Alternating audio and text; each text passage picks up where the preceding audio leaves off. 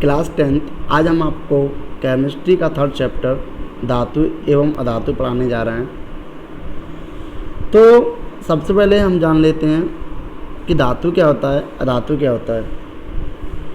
देखो, आपने पिछली कक्षा में पढ़ा था कि पदार्थ क्या है, पदार्थ कितने प्रकार का होता है, पदार्थ के गुण क्या होते हैं, पदार्थ को किन अवस्थाओं में बांटा जाता है।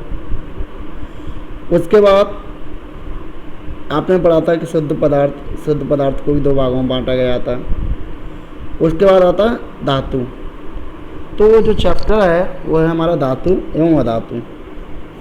तो हम आपको बता दें धातु क्या होता है हमारा।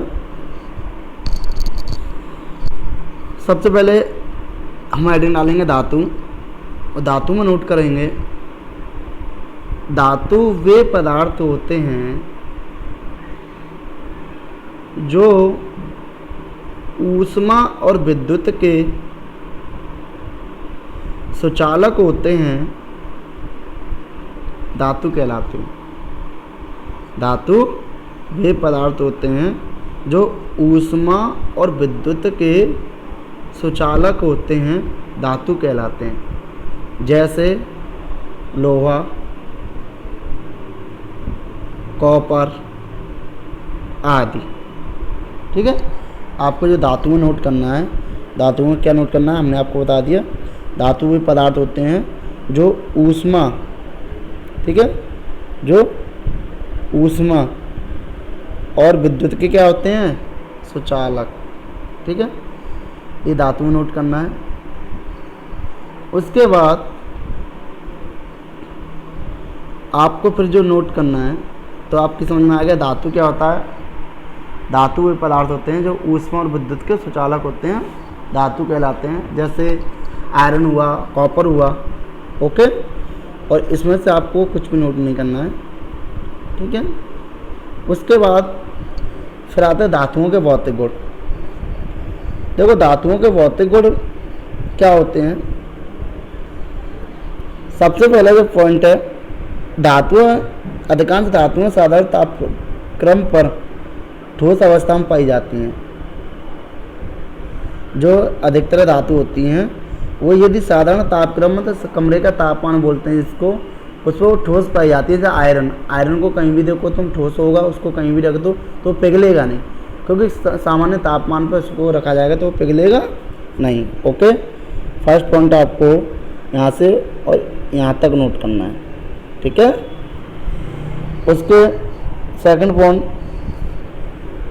आपको कंप्लीट करना है। शुद्ध रूप में धातुओं की सतह चमकदार होती है। इस चमक को धात्विक चमक कहते हैं। जो धातु होते हैं वो शुद्ध रूप से कैसे होते हैं, चमकदार होते हैं। जब वो चमकदार होते हैं तो इसी परत को धात्विक चमक कहा जाता है। क्या कहा जाता है, धात्विक चमक। ओके, जैसे आयरन तुमने देखा होगा, आयरन की एक चमक खुद ही होती है। तीसरा पॉइंट आपको नोट करना है, सामान्यतः धातुएं कठोर होती हैं और प्रत्येक धातु की कठोरता अलग अलग होती है। ओके, ये अलग अलग होती है, यहाँ तक नोट करना है। तीसरा पॉइंट, तो देखो आपने सामान्यतः जो धातुएं देखी होंगी वो कैसी होंगी, कठोर होती हैं। लेकिन जो अलग अलग धातु होती है तो उसकी कठोरता अलग अलग होती है। वो कैसे, जैसे कॉपर हुआ और आयरन हुआ, तो दोनों को देखा जाए तो कॉपर अपने यहाँ पर अलग कठोर होगा और जो आयरन है वो अलग कठोर होगा। अब ऐसा तो नहीं है जितना आयरन कठोर हो उतनी कॉपर हो, ऐसा होता है, नहीं होता।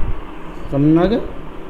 ओके, चौथा पॉइंट आपको नोट करना है, सामान्यतः धातुओं को पीटकर पतली चादर बनाई जा सकती है। धातुओं का यह गुण आघात वर्धता कहलाता है। ओके, यहाँ तक ठीक है। अब देखो वो क्या कह रहा है, जैसे धातुओं को पीटकर, जैसे आयरन हुआ, आयरन को तुम पीटते चलो तो उससे क्या पतली चादर बन जाती, नहीं बन जाती है, तो उससे क्या पतली चादर बना सकते हैं।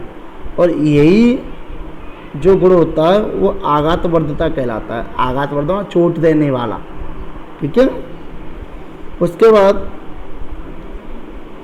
फिफ्थ पॉइंट आपको नोट करना है, सामान्यतः धातुएं ऊष्मा के सुचालक हैं।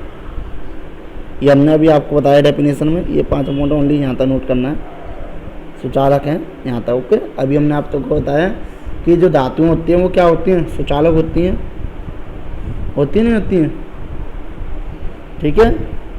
उसके बाद आपको इसमें से कुछ भी नोट नहीं करना है, ओनली 5 पॉइंट नोट करने हैं, ठीक है। और एक और पॉइंट आप नोट करना चाहें तो आप कर सकते हैं, ये भी पॉइंट नोट कर लेना। देखो ये डॉट लगा हुआ है, ये 6वां पॉइंट है। सामान्यतः धातुओं को खींचकर पतले तार बनाए जा सकते हैं, ये यहाँ तक। ओके, देखो जो धातुएं होती हैं उनसे पतले तार बनाए जा सकते हैं। जैसे तुमने तार को जैसे लोहे को गर्म किया, लोहे को गर्म करने के बाद इसको खींचा तो इससे क्या हो गया, पतला तार बनेगा, नहीं बनेगा। तो ये सामान्यतः धातुएं क्या होती हैं, इनसे हम पतले तार बना सकते हैं। ओके, ठीक है। और 7वां पॉइंट ये नोट करना है, सामान्यतः धातुएं विद्युत के सुचालक होती हैं। सामान्यतः धातुएं विद्युत की सुचालक होती हैं। ओके, मतलब धातुओं में क्या होता है, विद्युत एक सिरे से दूसरे सिरे तक आसानी से चली जाती है। जैसे करंट आ रहा हो, उससे हम आयरन लगा दें तो करंट हमारे पास तक आ जाएगा, नहीं आ जाएगा। ओके, इसमें से आपको ये नोट करना है, तो आपकी समझ में आएगा होगा धातुएं कैसे होती हैं। उसके बाद अब देखो जो 8वां पॉइंट है, ये आपको नोट भी करना है और समझना भी है। ओके, देखो कैसे। 8वां पॉइंट क्या कह रहा है, 8वां पॉइंट का धातुएं कठोर सतह से टकराने पर, 8वां पॉइंट आपको नोट करना है ये वाला, ठीक है। इस पर जो नंबर हो वो नंबर डालना, और इसमें से कुछ नोट नहीं करना है ऊपर वाले में, ठीक है। जो मैं बता रहा हूँ वही नोट करना है।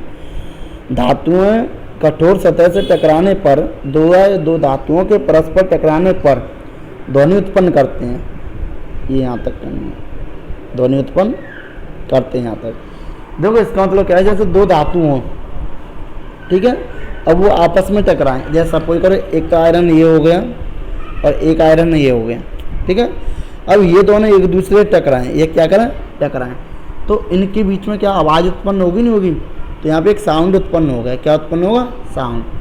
तो क्या होगा, कठोरता ये टकराने पर ये ध्वनि उत्पन्न करती हैं। जैसे ये बैल होती है, मंदिरों में कभी गए तो बैल में ये होता है, इसको हम बजाते हैं तो ऐसे करके टकराता है इससे, तो आवाज़ आती है टन टन की। ओके, समझ में आ गया। इसका 9वां पॉइंट, जो सामान्यतः धातुओं गलनांक होते हैं वो उच्च होते हैं, यहाँ तक। सामान्यतः धातुओं गलनांक कैसे होते हैं, उच्च होते हैं, ठीक है। ओके, और देखो कैसे, उच्च का मतलब क्या हुआ, उच्च का मतलब ज़्यादा होना, ठीक है, अधिक होना। जैसे आयरन को हम पिघलाएंगे, आयरन को हम पिघलाएंगे, ठीक है, तो उसको क्या टेम्परेचर ज़्यादा देना पड़ेगा तभी तो वो पिघलेगा, ठीक है। जैसे ये आयरन है, इसको हम पिघलाते हैं तो क्या होता है, इसको टेम्परेचर हमें अधिक देना पड़ेगा। जैसे सपोज करो ये टेम्परेचर देना पड़ेगा तभी तो पिघलेगा। तो समझ में आ गया। तो आपको ये 9 पॉइंट नोट करना है, ठीक है। उसके बाद अधातुओं के भौतिक गुण आते हैं। अभी आपने धातुओं के भौतिक गुण पढ़े, अब क्या आते हैं, अधातुओं के भौतिक गुण। ओके, तो देखो अधातु जो होते हैं वो उसके अपोजिट हो जाते हैं, ठीक है। अधातु क्या होते हैं, उसके अपोजिट होते हैं। और देखो कैसे, पहला पॉइंट इसका ये आपको करना है, साधारण तापक्रम पर सारी अधातुएं या तो ठोस होती हैं या गैस, यहाँ तक। ओके, जो साधारण तापमान होता है उस पर जो अधातुएं होती हैं वो कैसी होती हैं, या तो ठोस होंगी या कैसी होंगी, गैस होंगी, ठीक है। दूसरा पॉइंट है,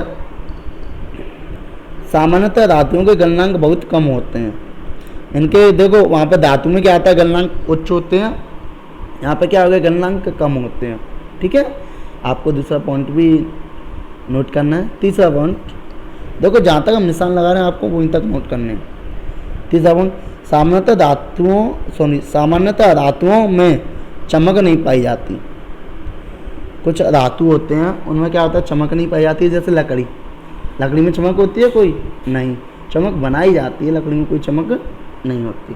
ओके, समझना है। तीसरा पॉइंट। चौथा पॉइंट, सामान्य अधातु कठोर नहीं होती।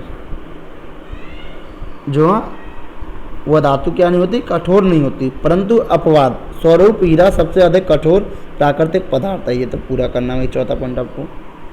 देखो वो क्या कर रहा है, जो अधातुआं होती हैं वो कठोर नहीं होती हैं, लेकिन हीरा भी एक क्या होता है, धातु होता है, लेकिन हीरा तो कठोर होता है।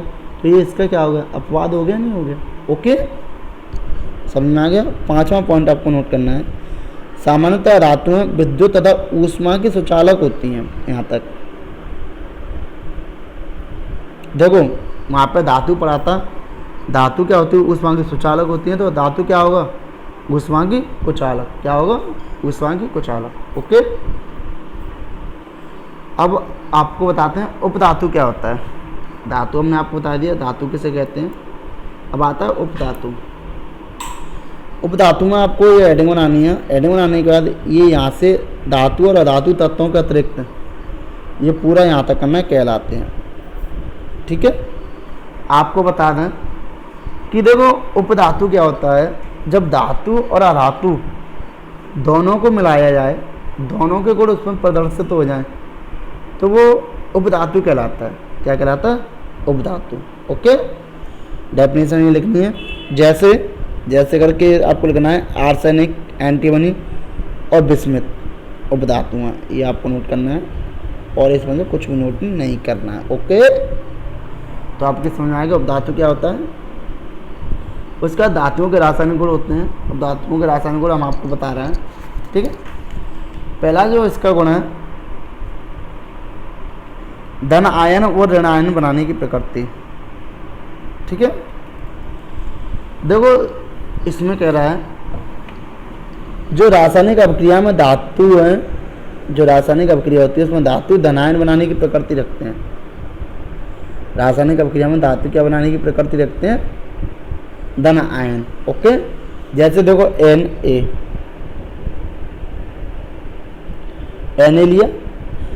अब आपने देखा होगा Na जब किसी को इलेक्ट्रॉन देता है तो इसके ऊपर पॉजिटिव लगता है, नहीं लगता है। ठीक है, जब पॉजिटिव लग गया तो देखो यहाँ पे इलेक्ट्रॉन हो गए, ये माइनस। अब ये पॉजिटिव हो गया तो धनायन बनाने की प्रवृत्ति रख रहा है ना, तो Na क्या हो गया, सोडियम। सोडियम क्या हो गया, धातु। क्यों, क्योंकि इस पर पॉजिटिव है। ओके, अधातु इसका अपोजिट हो जाता है।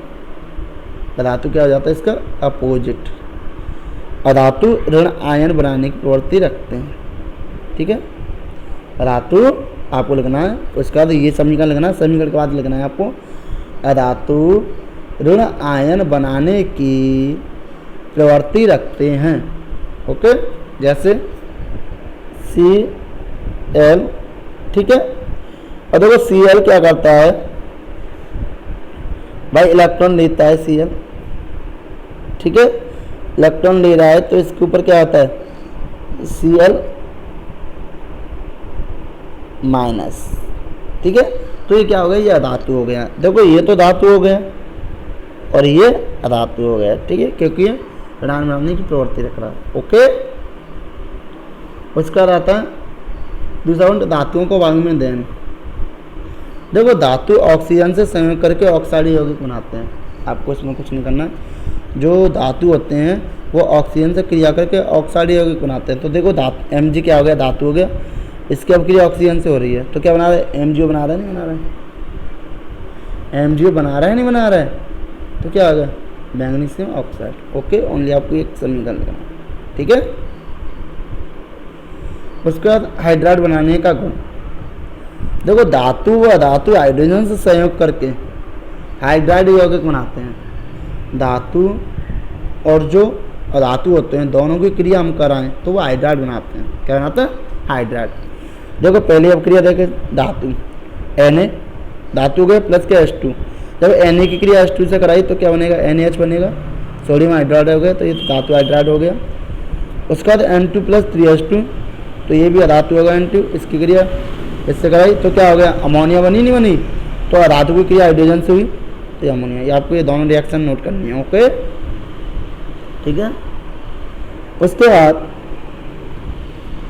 धातुओं की तनु अम्लों से क्रिया। अब आती है धातुओं की तनु अम्लों से क्रिया। इसका मतलब क्या है, जब धातु किसी तनु अम्ल जैसे सिल्वर, प्लेटिनम, गोल्ड आदि धातुओं को छोड़कर अधिकांश धातु तनु HCl या घुलकर हाइड्रोजन विस्थापित करती हैं। जैसे, ठीक है, यदि अधिकतर ये अभिक्रिया कराएं हम तो क्या करती हैं, हाइड्रोजन विस्थापित करती हैं। जैसे देखो Mg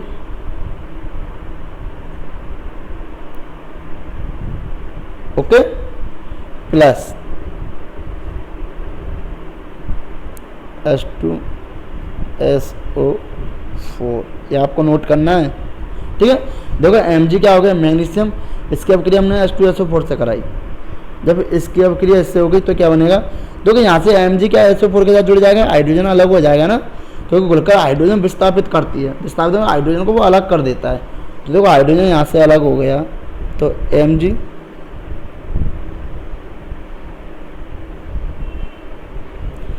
SO4 ओके, MgSO4। अब देखो यहाँ से Mg और SO4, Mg ये Mg इसके साथ जुड़ गया तो क्या बचा, H2 बचा, नहीं बचा, प्लस H2 ओके। तो इसने हाइड्रोजन को क्या कर दिया, विस्थापित कर दिया, नहीं कर दिया, समझ में आ गया, ठीक है। उसके बाद अन्य धातु लवणों के विलयन के साथ क्रिया है। देखो कॉपर सल्फेट के विलयन से आयरन कॉपर को विस्थापित कर देता है। ये बोल रहा है कि यदि कॉपर सल्फेट के साथ आयरन की क्रिया हम कराएं तो वो क्या करता है, वहाँ से कॉपर को अलग कर देता है। देखो यहाँ पर कॉपर सल्फेट, इसकी अब क्रिया हमने आयरन से कराई है, तो यहाँ पे क्या आ गया, ये बन गया FeSO4 और यहाँ से CO अलग हो गया, ठीक है।